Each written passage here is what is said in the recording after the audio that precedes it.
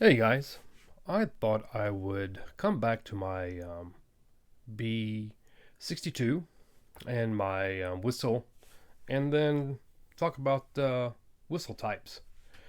Um, Before, I had this little guy on, but of course, if you saw my other video, the pin here allowed a lot of leakage, um, quite a bit actually.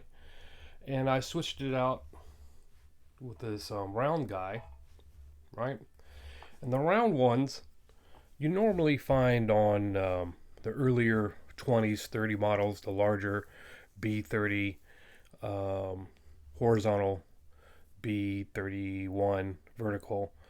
Um, but they continued on with those as they went to the press base metal. And depending on what I believe the type of fitting for the glass, it may have had a round guy or the transitional what they used into the end of their line.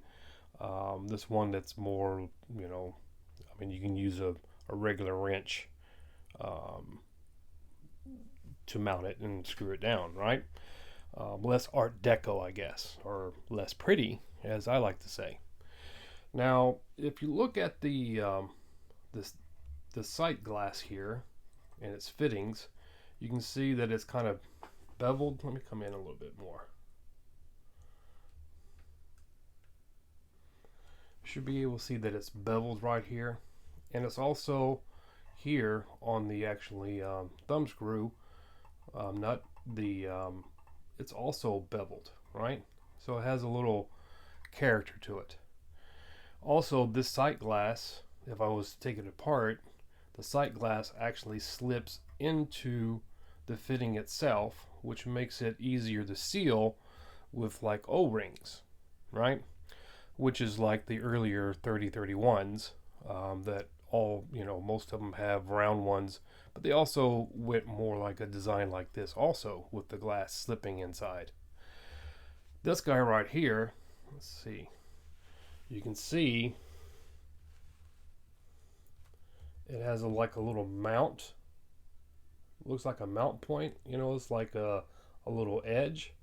Well, the sight glass would fit on top of that on either end, and then you need a seal that will overlap the sight glass and then also fit on that little edge right there to seal. A bit of a pain in the butt, if you ask me. It took me a while to find a silicone tube, which is what I do. I get the silicone tube and I cut it to fit, right? Also, while these have been cleared off of all their nickel, right? It's very straight industrial, right? Very simple. So that's one of the reasons why I decided to switch out the base of the whistle from this guy to one of these guys, right? Because I figured that, they were in a transitional period, and I did see documentation photos where it had this type of a sight glass, but this type of a whistle base, right? And of course, it doesn't leak. So the next thing is that we have whistle tops, right? I'm going to use my fingers. So this is what you would find on all the earlier empires, right? Let's see. You can tell that the whistle base is much thinner here, very thin, nice rounded. Again, I'm going to refer to this kind of like an Art Deco, right? But they're very fragile. This nickeled brass is very thin here, and they're often lost, through time. Or I'll get one that has just the bottom part to where it was snapped off, because, like I said, it's very thin.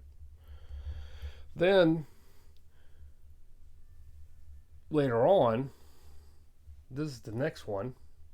It has a similar design, but it's much thicker, right? Fits the same way, and they just kind of, used the lathe, I guess, whatever, to have a similar design as the previous one, to where it's kind of like a little bit thinner here, and then it's, beveled at the top, right, a little bit, but it's not as pretty as this one here. Then they started using this type of whistle base, right? And I am now convinced, because I reminded myself I have another 62 that has a whistle top, or just like this. This one, I think, doesn't whistle well because I don't know why. It looks like someone stuck a drill bit in here or something like that, or maybe they were trying to get it up and they kind of wobbed out this hole, right? And then finally, after this, it's kind of like this guy right here, but they've just stopped making it Art Deco at all. It's just a tube, brass tube, cut right here, nickeled, very plain Jane. This is what you would find in pretty much in the late, I guess, 40s all the way through the 60s, right? They work, just, no character to them really, right? So I did find another whistle top. That's what's going to go on this guy. This would be the actually likely most correct whistle top for this bass with this type of fitting on a press bass Empire, right?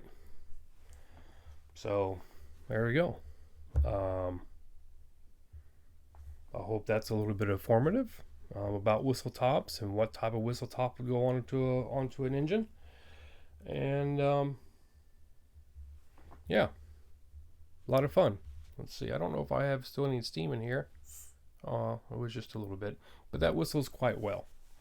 And now this engine is, very likely could have been an example that came out of the factory, right? All right, thanks for watching. Bye now.